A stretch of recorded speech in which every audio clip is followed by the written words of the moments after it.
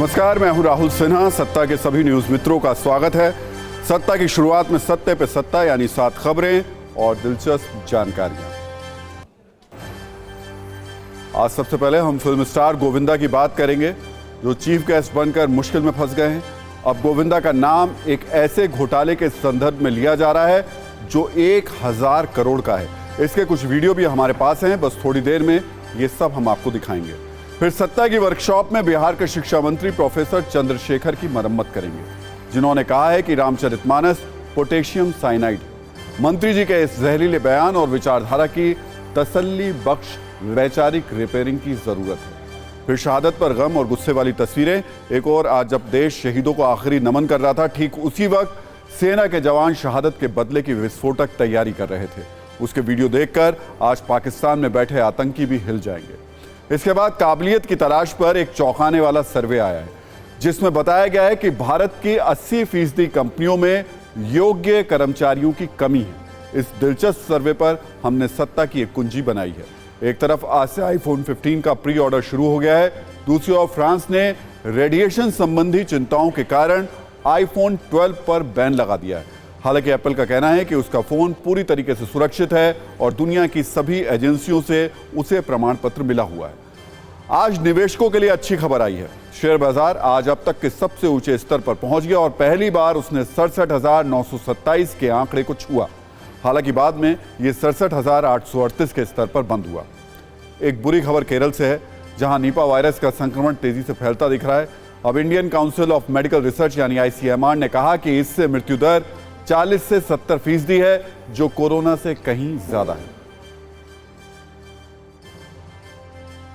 तो सत्ता में आज हमारी पहली खबर उन करोड़ों न्यूज मित्रों के लिए बहुत जरूरी है जो बॉलीवुड अभिनेता गोविंदा के फैन हैं, उनकी फिल्में देखते हैं और उनके अभिनय को पसंद करते हैं। आज गोविंदा से जुड़ी एक बहुत चौंकाने वाली खबर सामने आई है और इस खबर की जड़ में है एक पॉन्जी स्कीम घोटाला जो करीब 1000 करोड़ रुपए का बताया जा रहा है। बताया जा रहा है कि गोविंदा का नाम इस घोटाले के चक्कर में कुछ वीडियोस की वजह से आया। उसी से जुड़ा एक वीडियो हम आपको दिखाते हैं, जिसमें गोविंदा एक निमंत्रण का शुक्रिया अदा करते हुए नजर आ रहे हैं। सबसे पहले उनकी बात सुनिए, फिर पूरी कहानी आपको बताएंगे। मैं हूं गोविंदा और मैं आ रहा हूं गोवा 30 जुलाई अनंत बैंक्वेट हॉल में STA सोलर टेक्नो अलायंस के ब्लॉकचेन लॉन्च इवेंट पे अपनी उपस्थिति देने। सी यू ऑल।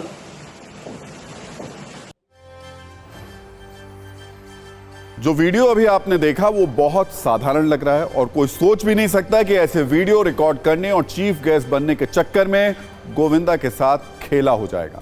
अब बड़ी खबर यह है कि ओडिशा पुलिस की आर्थिक अपराध इकाई यानी EOW के 1000 करोड़ रुपए के घोटाले में फिल्म अभिनेता गोविंदा से पूछताछ करने की तैयारी कर ली है और यह जानकारी खुद EOW के अधिकारियों की ओर से दी गई है। खबर है जिस कंपनी पर 1000 करोड़ रुपए के पॉन्जी स्कैम का आरोप है, फिल्म एक्टर गोविंदा उसके कार्यक्रम में बतौर चीफ गेस्ट शामिल हुए थे और इस दौरान हजारों की संख्या में लोग प्रोग्राम में मौजूद थे। अब इसी घोटाले की आंच गोविंदा तक पहुंच रही है और उनसे the Odisha economic offences wing जो है बहुत जल्दी पूछताछ कर सकती है। इस 1000 करोड़ रुपए के घोटाले का मास्टरमाइंड सोलर टेक्नो अलायंस नाम की कंपनी को बताया जा रहा है। खबर के मुताबिक इस कंपनी ने इसी वर्ष जुलाई में गोवा में एक भव्य कार्यक्रम का आयोजन किया था। इसमें सोलर टेक्नो अलायंस नाम की कंपनी ने अपने प्रोग्राम में शामिल होने के लिए फिल्म एक्टर गोविंदा को न्योता भेजा था और इसमें गोविंदा शामिल भी हुए थे। अब EOW के अधिकारियों के मुताबिक गोविंदा ने इस दौरान कंपनी का प्रमोशन किया था, क्योंकि इसी सोलर टेक्नो अलायंस पर पॉन्जी स्कीम का जो स्कैम है उसका आरोप है। इसलिए the Odisha economic offences wing जो है उसने इस मामले में गोविंदा से पूछताछ कर सकती है। इस तरीके की खबरें सामने आ रही हैं। अब हम आपको उस इवेंट का भी वीडियो दिखाते हैं जिसमें शामिल होने के बाद गोविंदा के लिए मुश्किलें थोड़ी बढ़ गई हैं। यह वीडियो इसी साल जुलाई का बताया जा रहा है, जिसमें फिल्म एक्टर गोविंदा मुख्य अतिथि के तौर पर शामिल हुए थे, मंच पर नजर आए थे और उन्होंने उस कार्यक्रम में परफॉर्मेंस भी की थी। हालांकि हम अपने न्यूज मित्रों और गोविंदा के करोड़ों फैंस को इस बात की स्पष्ट जानकारी दे दें कि गोविंदा से इस घोटाले में सिर्फ इसलिए पूछताछ हो सकती है क्योंकि वो घोटाले की मास्टरमाइंड कंपनी के प्रोग्राम में चीफ गेस्ट बनकर गए थे।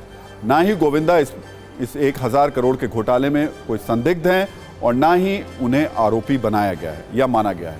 ईओडब्ल्यू गोविंदा से यह जानना चाहती है कि आखिर घोटाले वाली कंपनी सोलर टेक्नो अलायंस की ओर से उन्हें किसने संपर्क किया था, और यह भी सवाल पूछा जा सकता है क्या गोविंदा ने कंपनी का प्रमोशन सिर्फ करार के तहत किया था। अगर ऐसा है तो ईओडब्ल्यू गोविंदा को सिर्फ एक गवाह के तौर पर ट्रीट करेगी और उन पर कोई आंच नहीं आएगी। ऐसा हुआ तो ये गोविंदा के फैंस को भी राहत देगा।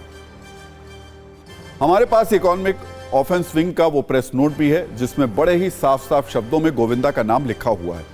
इसमें यह भी लिखा गया है कि एसटीए ने पिछले हफ्ते गोवा के एक लग्जरी होटल में एक ग्रैंड सेलिब्रेशन किया था जिसमें गोविंदा मुख्य अतिथि के तौर पर पहुंचे थे। उन्होंने एसटीए के काम को प्रमोट करते हुए एक वीडियो भी जारी किया था।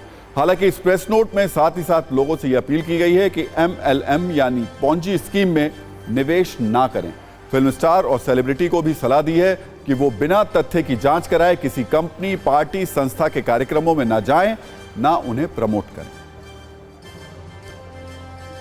अब न्यूज मित्रों को जल्दी से हम इस बात की जानकारी भी दे देते हैं कि जिस 1000 करोड़ के घोटाले में गोविंदा से पूछताछ की जा सकती है, आखिर वो है क्या। अधिकारियों के मुताबिक पूरे भारत में 2 लाख से अधिक लोगों से 1000 करोड़ रुपए की ठगी का आरोप है। घोटाले का यह आरोप एसटीए यानी सोलर टेक्नो अलायंस पर है। ओडिशा की आर्थिक अपराध शाखा ने 7 अगस्त 2023 में कंपनी के मालिक को एक मामले में गिरफ्तार भी किया है। आरोप है कि पूरा घोटाला कम जोखिम में ज्यादा रिटर्न का लालच देकर किया गया और इसी लालच में लोगों से भारी भरकम निवेश करवाया गया। रिपोर्ट्स के मुताबिक इस घोटाले की शुरुआत ओडिशा से हुई और पोंजी घोटाला भद्रक, क्योंझर, बालासोर, मयूरभंज और भुवनेश्वर में धड़ल्ले से चलाया जा रहा था। लेकिन अब इस फर्जीवाड़े का जाल बिहार, उत्तर प्रदेश, पंजाब, राजस्थान, हरियाणा, दिल्ली, झारखंड, असम और मध्य प्रदेश तक पहुंच चुका है, जहां निवेशकों से लाखों रुपए जमा कराए गए। और फिर आपको बता देते हैं कि इस 1000 करोड़ के घोटाले में गोविंदा का नाम कैसे आया। तो आपको बताएं कि सोलर टेक्नो अलायंस के कार्यक्रम में अभिनेता गोविंदा चीफ गेस्ट बनकर गए थे और अब इसलिए उनसे पूछताछ की जा सकती है। हालांकि अभी तक इस खबर पर गोविंदा या उनके पक्ष की ओर से कोई आधिकारिक बयान सामने नहीं आया है, लेकिन इतना जरूर कहा गया है कि गोविंदा उस कार्यक्रम में सिर्फ मुख्य अतिथि थे, बाकी उनका इससे कोई लेना देना नहीं। लेकिन इस तरह के किसी मामले को लेकर सिर्फ गोविंदा ही मुश्किल में नहीं है, बल्कि बॉलीवुड के कई स्टार और सेलिब्रिटी भी इस वक्त ईडी यानी प्रवर्तन निदेशालय के रडार पर है। दरअसल एक ऑनलाइन सट्टेबाजी प्लेटफॉर्म है महादेव बुक ऐप। इसका प्रमोटर है सौरभ चंद्राकर। फरवरी में यूएई में उनकी शादी थी। इस शादी में 14 बॉलीवुड एक्टर्स ने परफॉर्म किया था। इसका वीडियो भारतीय जांच एजेंसियों को मिला है और ऐसे आरोप हैं कि शादी में परफॉर्म करने के लिए हवाला के जरिए इन्हें भुगतान किया गया था। हालांकि ऐसे सिर्फ आरोप हैं, इसके बारे में अभी तक कोई स्पष्ट सबूत सामने नहीं आया है। सूत्रों के मुताबिक शादी में परफॉर्म करने वालों के नाम हैं आतिफ असलम, राहत फतेह अली खान, अली असगर, विशाल ददलानी, टाइगर श्रॉफ, नेहा कक्कर, इल्ली अवराम, भारती सिंह, सनी लियोनी, भाग्यश्री, पुलकित, कीर्ति खरबंदा, नुसरत भरूचा, कृष्णा, अभिषेक। प्रवर्तन निदेशालय ने हाल ही में मुंबई, भोपाल, कोलकाता के उन हवाला ऑपरेटर्स के यहां छापे मारे जिन्होंने इस इवेंट के लिए रकम मुंबई की इवेंट फर्म को भेजी। ईडी ने जांच में पाया कि महादेव बुक ऐप और सट्टेबाजी का यह मामला छत्तीसगढ़ के कुछ राजनेताओं, पुलिस अधिकारियों और राजनेताओं के सहयोगियों से जुड़ा है। ईडी ने हाल ही में कोलकाता, भोपाल, मुंबई आदि शहरों में महादेव ऐप से जुड़े मनी लॉन्ड्रिंग नेटवर्क के खिलाफ व्यापक तलाशी अभियान भी चलाया था, जिसमें 417 करोड़ रुपए जब्त किए गए थे। और अब इस खबर पर नजरिया 9। कई बार किसी के साथ सिर्फ किसी आरोपी या अपराधी का फोटो होना या किसी फ्रॉड कंपनी के मंच पर खड़ा होना यह साबित करने के लिए काफी नहीं कि दोनों के बीच कोई रिश्ता हो या दोनों एक दूसरे के करीबी हों। फोटो ऑप वाले इस दौर में कुछ लोग अपने रुतबे और रसूख की झूठी नुमाइश के लिए किसी बड़े नेता, अभिनेता या सेलिब्रिटी को अपने साथ खड़ा करते हैं और उसी के नाम पर लोगों को चुंबक की तरह खींचा जाता है। इसलिए फोटोबाजी के इस युग में बहुत सावधान रहने की जरूरत है। और सत्ता में आज सबसे पहले हमने जो बात दिखाई आपको, वो तो दिखाई किस तरीके से ठगी की जा रही थी और उसमें कैसे गोविंदा से पूछताछ हो सकती है। लेकिन अब बात एक ऐसे शिक्षा मंत्री की जिनके विचारों से भविष्य निर्माण होना चाहिए था, लेकिन वो अपने जहरीले विचारों से समाज को बांटने, एक दूसरे के बीच द्वेष पैदा करने और 100 करोड़ से भी ज्यादा लोगों की धार्मिक आस्था को चोट पहुंचाने में व्यस्त हैं। इनका नाम है प्रोफेसर चंद्रशेखर। आपने नाम जरूर सुना होगा। ये लालू यादव की पार्टी राष्ट्रीय जनता दल के नेता हैं और ये बिहार में नीतीश कुमार की सरकार में माननीय शिक्षा मंत्री हैं। ये उसी बिहार के शिक्षा मंत्री हैं जहां कल 33 बच्चे नाव से स्कूल जा रहे थे, नाव पलट गई, 12 बच्चे 24 घंटे बाद भी लापता हैं। सोचिए बिहार में बच्चों के स्कूल जाने के लिए क्या व्यवस्था है। ये उसी बिहार के शिक्षा मंत्री हैं जहां 2 दिन पहले वैशाली जिले में छात्राओं ने सिर्फ इसलिए हंगामा किया क्योंकि स्कूल में 3000 छात्राएं हैं और बैठने के लिए सिर्फ 600 बच्चों की जगह है। कायदे से माननीय शिक्षा मंत्री जी को इन समस्याओं को खत्म करने की कोशिश करनी चाहिए थी, लेकिन ये अपना काम छोड़कर रामचरितमानस का अपमान करने में दिन रात लगे रहते हैं। मंत्री जी का ताजा बयान है कि रामचरितमानस पोटेशियम साइनाइड है, यानी तीक्ष्ण जहर है जिसका सेवन करते ही मौत हो जाती है। क्या मंत्री जी ये कह रहे हैं कि भारत के करोड़ों घरों में पूजा के स्थान पर रखी जाने वाली रामचरितमानस जहर है? ये सीधे सीधे 100 करोड़ हिंदुओं की धार्मिक आस्था का अपमान है। इसलिए आज हमने तय किया कि प्रोफेसर चंद्रशेखर की वैचारिक मरम्मत की जाए और ये पुनीत कार्य सत्ता की वर्कशॉप में होगा। इसलिए अब हम आपको वर्कशॉप में लेकर चलते हैं। हालांकि सनातन धर्म को लेकर के इस वक्त देश में लगातार विवाद चल रहा है, एक के बाद एक, खासतौर से जो दक्षिण के राज्य हैं वहाँ से सनातन को लेकर के अलग अलग तरीके के बयान आ रहे हैं और जिस तरीके के आपत्तिजनक बयान आ रहे हैं उसमें हमने सत्ता की वर्कशॉप में 2 बार वैचारिक मरम्मत का काम किया हुआ है। लेकिन रामचरितमानस को लेकर के जो प्रोफेसर चंद्रशेखर ने कहा उसके बाद में आज फिर से हमें वर्कशॉप में आना पड़ा। और जैसा हम आपको बताते हैं कि इस वर्कशॉप में हमारे पास तमाम तरीके के टूल्स हैं, हमारे पास पेचकस है, हमारे पास जब बहुत ज़्यादा बड़ी कोई ऐसा मामला फंस जाता है तो 51 नंबर वाली जो चाबी है वो भी है हमारे पास में, और ज़रूरत पड़ने पे हथौड़ा भी है हमारे पास। लेकिन ये टूल्स सिर्फ सांकेतिक हैं। हम ये वैचारिक मरम्मत अपने तथ्यों से, तर्कों से और विचार से करते हैं। रामचरितमानस का अपमान बिहार के माननीय शिक्षा मंत्री प्रोफेसर चंद्रशेखर की आदत में अब शुमार हो गया है। ऐसा लगता है कि वो तब तक अपने काम की शुरुआत नहीं कर पाते जब तक वो रामचरितमानस पर कुछ उलूल जुलूल कुछ बोल ना दें। उनके पिछले बयानों को देखें, हम इस नतीजे पर तभी पहुंचे हैं। जब वैचारिक स्क्रू ज़्यादा ढीला हो जाता है तो उसे कभी भी उसके गिरने का खतरा बना रहता है और स्तरहीन विचारों की वजह से कोई भी बड़ा हादसा हो सकता है। इसलिए ऐसे विचारों की मरम्मत तत्काल होनी चाहिए। इसके लिए सुपरफास्ट सर्विस की भी ज़रूरत है जो सत्ता की वर्कशॉप में उपलब्ध है। इसलिए आज सत्ता में हम पाना, पेचकस, हथौड़ा और प्लास चारों औजारों का इस्तेमाल करेंगे। इस वक्त हमारी सत्ता की वर्कशॉप में रखे हुए हैं। साथ ही साथ वैचारिक कार्बोरेटर होता है उसमें फंसे कचरे को भी हमें निकालना है। आज इसमें ज़रूरी हुआ तो वैचारिक इंजन के पुराने ऑयल को पूरी तरीके से बदल देंगे, क्योंकि वैचारिक सर्विसिंग में ऑयल को बदला जाना बेहद ज़रूरी होता है। लेकिन सबसे पहले शब्दशाह वो बयान सुन लेते हैं जिसके ज़रिए प्रोफेसर चंद्रशेखर ने 100 करोड़ से ज़्यादा हिंदुओं की धार्मिक आस्था पर चोट पहुंचाई है। मेरी आपत्ति वहां है और रहेगी जीवन भर में। ये जो पोटेशियम साइनाइड टाइप का कुछ चीज है ग्रंथों के अंदर, मैंने कहा तो जिन्वा पर 10 करोड़ फर्क कहां है? गोदान के पात्र नहीं बदले जाएंगे और उनकी जातियां नहीं बदली जाएगी। गटर में उतरने वालों की जातियां अगर नहीं बदली जाएगी तब तक इस भारत भूमि पर आरक्षण और जातीय गणना की जरूरत पड़ती है। तो बिहार के माननीय मंत्री प्रोफेसर चंद्रशेखर जी कह रहे हैं कि रामचरितमानस पोटेशियम साइनाइड है। मंत्री जी को यह पता होगा कि पोटेशियम साइनाइड एक जहर है। पोटेशियम साइनाइड को दुनिया का सबसे खतरनाक जहर माना जाता है। पोटेशियम साइनाइड को जीभ पर रखते ही मौत हो जाती है। पोटेशियम साइनाइड के असर से व्यक्ति पैरालिसिस या कोमा में जा सकता है। तो क्या वो ये कहना चाहते हैं कि रामचरितमानस पढ़ने वाला व्यक्ति जहरीला है? जो लोग इसको फॉलो करते हैं वो जहरीले हैं। जिस ग्रंथ से भगवान राम के चरित्र का चित्रण है, क्या वो ग्रंथ जहरीला है? जिस रामराज को सत्ता का सर्वोच्च मानक माना जाता है वो जहर है। जिन भगवान राम को मर्यादा पुरुषोत्तम माना जाता है उनकी कथा जहर है।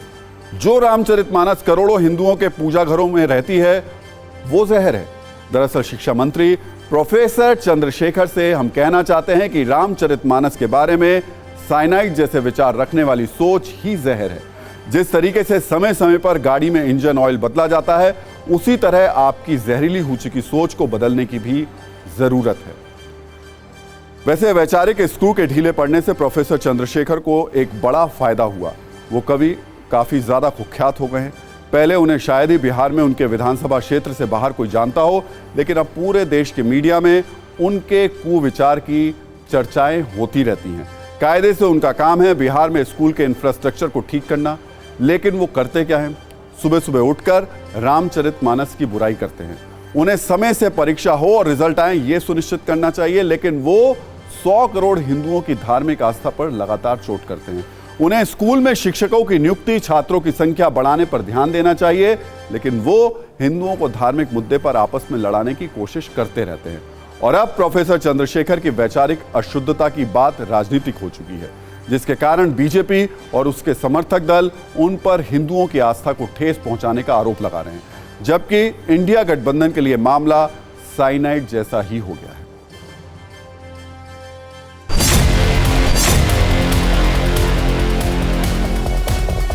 ये तय कर लिया, एजेंडा बना लिया कि सनातन हिंदुओं को समाप्त करना है। ये ठेका पहले स्टालिन के कुर्मा को दिया गया, अब लालू यादव और नीतीश कुमार कैसे पीछा होते? इनके कुर्मा ने तो कह दिया कि ये धार्मिक पुस्तक रामायण साइनाइड है।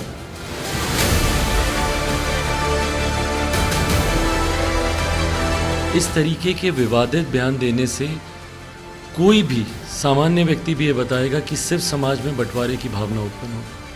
भाई कई लोग हैं जो आस्था रखते हैं रामचरितमानस पर। आप शिक्षा मंत्री हैं भाई, कैसी भाषा का आप इस्तेमाल कर रहे हैं? Potassium cyanide. भाई अगर वो पोटेशियम साइनाइड होता तो अभी तक तो सब लोग समाप्त हो गए होते। भाई कैसी बातें आप कर रहे हैं? जिनको धर्म ग्रंथ के अंदर पोटेशियम साइनाइड दिखता है वो अपनी विचारधारा अपने तक ही सीमित रखें। ये पार्टी और इंडिया गठबंधन की विचारधारा नहीं हो सकती। हम सबका सम्मान करते हैं। भारत का 80% लोगों का जो विश्वास है, जो परंपरा है, उसका ऊपर प्रहार होता है और कांग्रेस इसमें कोई प्रतिक्रिया प्रकाश नहीं करता है, तो ये लॉजिकल है कि ये सारे चीज़ों का पीछे कांग्रेस ही है। शिक्षा मंत्री का काम है कि बिहार में बेहतर शिक्षा कैसे हो, बजाय गीता, कुरान, बाइबल इस पे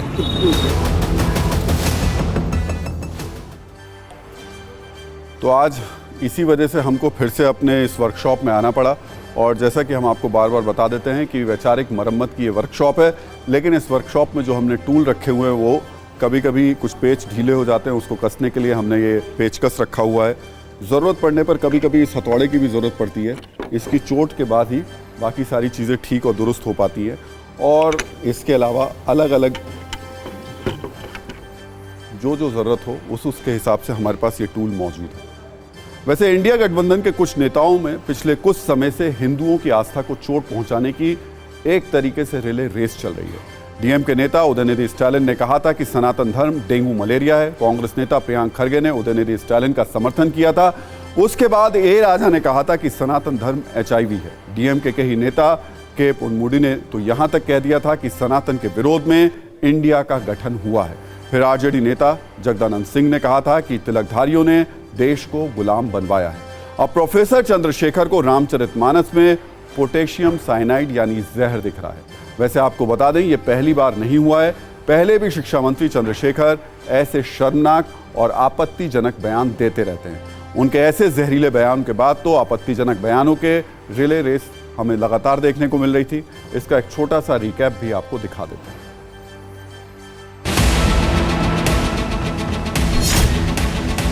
जो ग्रंथ हैं नफरत को बोने वाले, एक युग में मनुस्मृति, दूसरे युग में रामचरितमानस और तीसरे युग में गुरु गोवलकर का बंच ऑफ थॉट, ये दुनिया को हमारे देश को, समाज को नफरत में बांटती है। नफरत देश को महान नहीं बनाएगा। जब भी कभी महान बनाएगा तो मोहब्बत ही बनाएगा। வணக்கத்தையும் நன்றியும் நான் தெரிவித்துக் கொள்கின்றேன். இந்த மாநாட்டுடைய தலைப்பே மிகவும் சிறப்பாக அமைந்திருக்கின்றது. சனாதன எதிர்ப்பு மாநாடு என்று போடாமல் சனாதன ஒழிப்பு மாநாடு என்று நீங்கள் இதை போட்டிருக்க.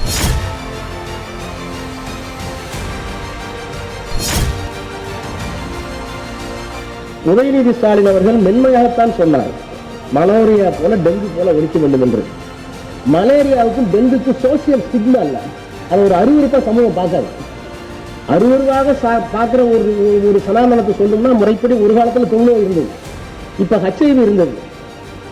எங்களை பொறுத்தவரை HIV தொழுநோயை போல HIV போல சமூக அவலம் நிறைந்த ஒரு நோயாகத்தான் நம்ம பார்க்கிறோம். और अब सत्ता की वर्कशॉप में मरम्मत के 3 मैसेज क्या हैं वो भी आपको बता देते हैं। पहला मैसेज, शिक्षा मंत्री का काम शिक्षा व्यवस्था में सुधार करना है। धार्मिक ग्रंथ पर प्रवचन देने का काम धर्म गुरुओं का है। दूसरा मैसेज, हर धर्म का सम्मान करें, किसी की आस्था को चोट पहुंचाकर आप कुछ हासिल नहीं कर पाएंगे। तीसरा मैसेज, राजनीतिक बढ़त हासिल करने के लिए ऐसे काम नहीं होने चाहिए जिनसे देश, जाति, धर्म और संप्रदाय में बंटवारा हो। तो अब माननीय मंत्री प्रोफेसर चंद्रशेखर जी का वैचारिक रिपेयर वर्क पूरा हो चुका है। हम उम्मीद करते हैं कि उनका व्यवहार और उनके बयान ऐसे रहेंगे जिससे उन्हें सत्ता की वर्कशॉप में जल्द आने की ज़रूरत ना पड़े। हालांकि हम बार बार आपसे कहते हैं कि हमारी सत्ता की वर्कशॉप में हमने ये टूल तो ले रखे हैं, ये पेचकस ले रखा है, प्लास ले रखा है, अलग अलग तरीके के पाने ले रखे हैं, लेकिन ये प्रतीकात्मक तौर पर ही हैं। हमारे जो असली टूल हैं, हमारे असली हथियार हमारे शब्द हैं, तर्क हैं, विचार हैं, और हम कोशिश करते हैं कि इन सब के ज़रिए हम जिसको भी लाकर सत्ता की वर्कशॉप में वैचारिक मरम्मत करें वो तसल्ली बख्श हो और गारंटी के साथ हो और कुछ दिन तक चले। लेकिन अमूमन होता क्या है कि हमें कोई ना कोई व्यक्ति ऐसा मिल जाता है या कोई ना कोई देश के खिलाफ बोलने वाला एजेंडा जीवी मिल जाता है जो सत्ता की वर्कशॉप में लाना मजबूरी बन जाता है। लेकिन हमारी कोशिश रहेगी कि हम सत्ता की वर्कशॉप में ऐसे लोगों को ला करके उनकी वैचारिक मरम्मत करते रहें। अब सत्ता में हम ऐसी खबर की बात करते हैं जिस पर किसी भी रिसर्च की ज़रूरत नहीं है, जिस पर कोई विश्लेषण करना सही भी नहीं होगा। आज हमने इस खबर पर कोई सत्ता की कुंजी भी नहीं बनाई है। जो खबर हम अपने न्यूज़ मित्रों को दिखाने जा रहे हैं उसे आप भावनाओं की कुंजी कह सकते हैं। भावनाएं 1 साल के मासूम बच्चे की जिसकी सिर से छोटी उम्र में पिता का साया उड़ गया, जिसने आज अपने शहीद पिता को आखिरी विदाई देने के लिए सेना की वर्दी पहनी और आखिरी बार अपने पिता से सिर्फ इतना कहा, पापा जय हिंद।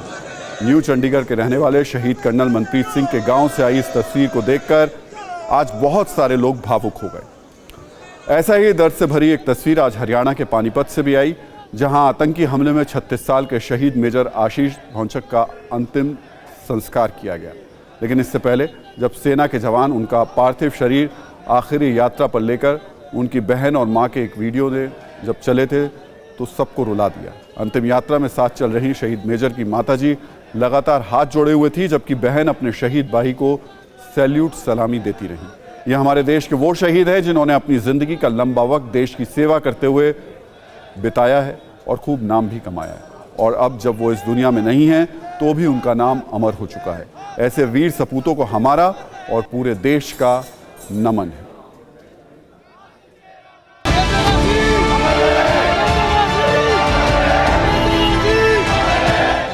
देश का बेटा था, देश का बेटा था, देश में मेरा बेटा सबका बेटा था, सबका पोता था। देश का सम्मान था, देश का अभिमान था, देश का कुर्बान होया, देश को समर्पित हुआ किस चीज का। देश का बेटा था, देश का बेटा था, देश ने ले लिया। देश का सम्मान था, देश का अभिमान था, देश का कुर्बान होया, कोई दुख नहीं। माँ हूँ, कभी तक फूटूंगी, आज नहीं फूटूंगा, मैं बेटा नस्ती विदा करूंगी, आज नहीं रोऊंगी, आज नहीं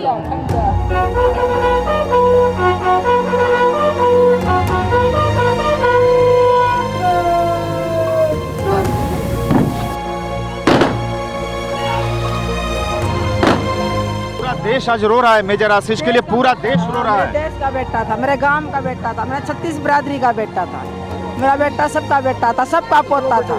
मेजर आशीष की मां और इनका साफ तौर से कहना है कि उनका बेटा देश के लिए शहीद हुआ है, वो देश का बेटा था।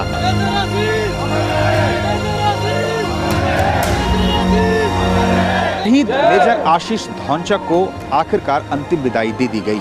इस वक्त मैं उनके पैतृक गांव जो पानीपत के बिंझौल में है वहां मौजूद हूं। आप तस्वीरों में देख सकते हैं कि किस तरीके से थोड़ी देर पहले उन्हें मुखाग्नि दी गई और अब भी लोग, अगर आप देखें तो मुखाग्नि के बाद लोग अब भी जो है वो नारे लगा रहे हैं कि जब तक सूरज चांद रहेगा मेजर आशीष का नाम रहेगा। आशीष तेरा नाम रहेगा, आशीष तेरा नाम रहेगा।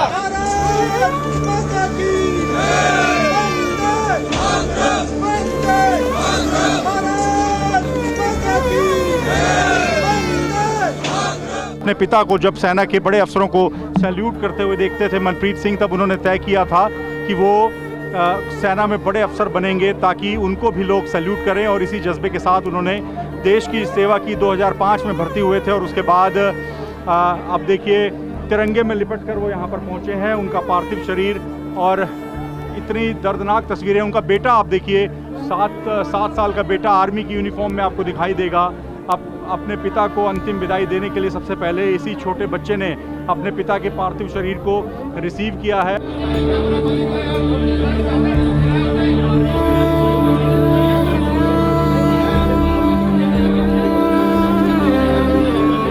बहुत ज़्यादा दुख है, पर हमें गर्व भी महसूस है कि हमारे गांव का इतना नाम ऊंचा करके गया हमारा भाई। यहीं पे खेले इकट्ठे, बहुत टाइम बताया हमने।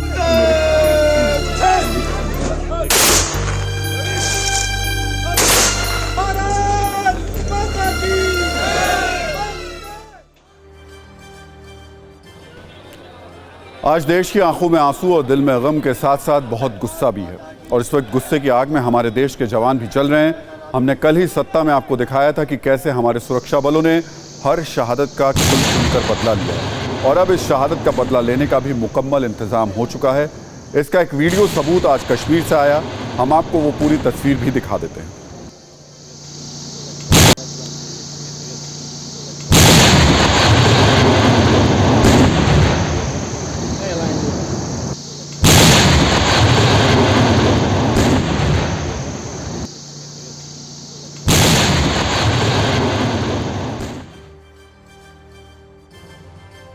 वैसे कल ही हमने आपको सत्ता की वर्कशॉप में बताया था और दिखाया था कि कैसे आतंकवादियों को कॉकरोच की तरह देश की सेना कुचल करके मारती है, तड़पा तड़पा कर मारती है।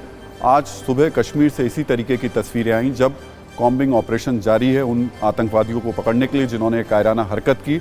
इसमें रॉकेट लॉन्चर का इस्तेमाल किया गया, इसमें ड्रोन से हमला किया जा रहा है और पूरी उम्मीद है कि जल्द ही ये आतंकवादी मारे जाएंगे। सत्ता में बात धार्मिक सत्ता की, जिसने हमारे अपने न्यूज़ मित्रों के लिए आज आदि शंकराचार्य की 108 फीट ऊंची प्रतिमा के अनावरण पर एक आध्यात्मिक कुंजी तैयार की है। 18 सितंबर यानी सिर्फ 3 दिन बाद मध्य प्रदेश में ओंकारेश्वर के ओंकार पर्वत पर आदि शंकराचार्य की 108 फीट ऊंची प्रतिमा का अनावरण होगा। इस प्रतिमा को स्टैच्यू ऑफ वननेस यानी एकात्मकता की मूर्ति का नाम दिया गया है। मुख्यमंत्री शिवराज सिंह चौहान इस प्रतिमा का अनावरण करेंगे। अनावरण से पहले शुक्रवार यानी आज से ही यहां वैदिक रीति से शंकर अनुष्ठान की शुरुआत हो गई। शिवराज सिंह चौहान इसमें शामिल भी हुए। आदि शंकराचार्य की प्रतिमा के अनावरण से पहले प्रतिदिन आचार्य शंकर द्वारा लिखे गए भाष्य ग्रंथों का 108 घंटे का पाठ चल रहा है। ये 11 सितंबर से शुरू हुआ था और 19 सितंबर तक चलेगा। 15 से 19 सितंबर तक देश के विख्यात साधु संतों द्वारा वैदिक रीति के पूजन का कार्यक्रम है। देश भर के विभिन्न मठों से जुटे 32 सन्यासी प्रतिमा स्थल पर आचार्य शंकर द्वारा लिखित भाष्यों का पाठ कर रहे हैं। अनावरण कार्यक्रम में 21 कुंडीय हवन किया जाएगा। देश भर के शैव परंपरा के नृत्यों की प्रस्तुतियां भी होंगी। इसके अलावा वेदोच्चारण और शंखनाद के जरिए पूरा कार्यक्रम किया जाएगा। आपको कुछ जानकारियां और भी दे देते हैं। उपनिषद, भगवत गीता और ब्रह्म सूत्र इन्हें प्रस्थान त्रयी कहते हैं। आदि शंकराचार्य ने इन पर भाष्य लिखे थे। इन्हीं भाष्यों के श्लोकों का 108 घंटे का पारायण चल रहा है। भाषाओं के पारायण के 32 संतों के 6 समूह हैं और हर समूह में दिन में 2 घंटे का पाठ कर रहा है। इस तरह हर रोज 12 घंटे पाठ हो रहा है। आपके मन में एक सवाल हो सकता है कि ओंकारेश्वर में शंकराचार्य की इतनी भव्य प्रतिमा बनाए जाने का कारण आखिर है क्या। तो आपको बता दें कि आदि शंकराचार्य का जन्म तो केरल में हुआ था, लेकिन बचपन में ही संन्यास लेने के बाद वो ओंकारेश्वर आ गए थे और 4 वर्षों तक वो यहाँ पर रुके थे। आदि शंकराचार्य ने ओंकारेश्वर में ही विष्णु सहस्त्रनाम पर भाष्य लिखा था। इसी कारण ओंकारेश्वर में अब भव्य प्रतिमा का निर्माण हुआ है और इस पूरे इलाके को विकसित करने का अब प्लान है। इंदौर से करीब 80 किलोमीटर दूर ओंकार पर्वत पर अध्यात्म लोक एकात्म धाम आकार ले रहा है। यहाँ ओंकार पर्वत को काटकर 28 एकड़ जमीन पर इसकी स्थापना की जा रही है। आदि शंकराचार्य की 108 फीट ऊंची भव्य प्रतिमा यहीं पर है। आदि शंकराचार्य की प्रतिमा मध्य प्रदेश की सबसे ऊंची प्रतिमा है। आचार्य शंकर सांस्कृतिक एकता न्यास और MPSTDC ने मिलकर इस प्रतिमा का निर्माण करवाया है। इसके आसपास 36 हेक्टेयर में अद्वैत वन भी विकसित किया जा रहा है। इसमें म्यूजियम, मेडिटेशन सेंटर, नौका विहार और 500 लोगों की क्षमता वाला थिएटर रहेगा। इसके अलावा इसमें अन्नपूर्णा और शिल्प ग्राम भी बनेंगे। सरकार इस पूरे इलाके के विकास के लिए करीब 2000 करोड़ रुपए खर्च कर रही है। आदि शंकराचार्य की प्रतिमा के अनावरण पर हमने एक रील तैयार की है, आध्यात्मिक रील है ये। इसे देखिए और इसकी भव्यता का अंदाजा भी लगाइए।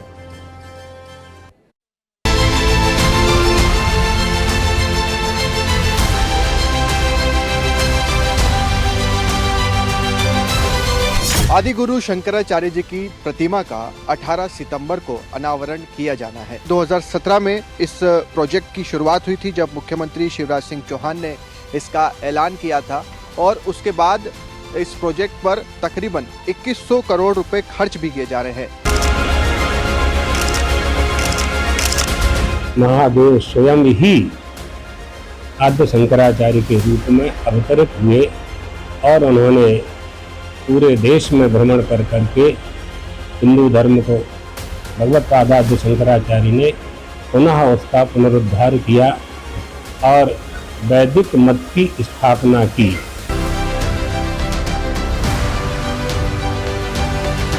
देश भर के तकरीबन 5000 संत ओमकारेश्वर में मौजूद रहेंगे। साथ ही साथ चारों शंकराचार्य भी यहाँ पर आएंगे। अष्टवर्षे चतुर्वेदी द्वादशे सर्वशास्त्रविद, 8 वर्ष में ही उन्होंने समस्त वेद वेदांगों का अध्ययन प्राप्त कर लिया था, अर्थात जान लिया था। इसका मतलब है कि वो सर्वज्ञ थे, क्योंकि देवादिदेव महादेव के ही अवतार थे। जो समाज के लोग थे उन्होंने उनकी यात्राओं से, उनके उपदेशों से, उनके जो मठ थे उनसे और उनके सिद्धांतों से बहुत कुछ सीखा। और इसके अलावा जो नीचे का हिस्सा अगर आप यहाँ पर देख रहे हैं तो यहाँ पर बोटिंग होगी और उस बोटिंग में ये बताया जाएगा कि आदि गुरु शंकराचार्य जी का इतिहास क्या था, उन्होंने क्यों भारतवर्ष की यात्रा की, वो किस तरह से ओमकारेश्वर आए और सारी ही एक तरह से चीज़ें आपको उनके जीवन काल की पता चलेगी। तो 18 तारीख का वक्त अपनी डायरी में नोट कर लीजिए। बहुत ही महत्वपूर्ण दिन है। मध्य प्रदेश में 108 फीट ऊंची आदि शंकराचार्य की मूर्ति का अनावरण उस दिन होगा और सबसे खास बात जो इस समारोह की होगी उसमें यह कि चारों शंकराचार्य उसमें मौजूद रहेंगे। लेकिन इस सब के बीच में सत्ता में आज का टाइम खत्म हो गया, लेकिन अपने सभी न्यूज़ मित्रों से हमारी न्यूज़ रिक्वेस्ट है कि वो सत्ता की न्यूज़ को ज़्यादा से ज़्यादा शेयर करें और अपने सुझाव हमें व्हाट्सएप जरूर करें।